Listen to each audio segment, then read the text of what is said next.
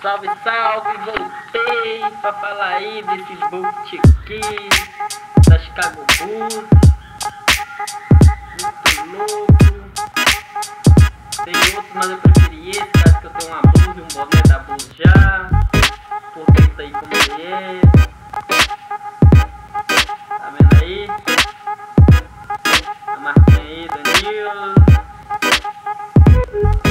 Antes que me pergunte, ele era 70 conto.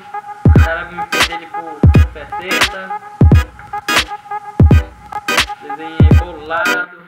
Eu tô cabeludo, eu corto o cabelo ainda. Tô barbudo aí. A batalha da Raia aí. Cheio de surpresa. E é isso aí. Antes de me perguntar onde eu comprei, não comprei lá na rede, não comprei no centro. Comprei aqui, nesse lugar aqui. No Jardim Carapina aqui. Vou deixar o número aí, qualquer coisa, já que não tá dando foco aqui. Ah, agora deu foco aqui, mas não dá pra ver o número. Mas tá tranquilo.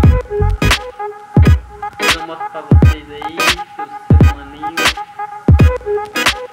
Tá ligado? De Piauí é nóis. Logo mais vou lá,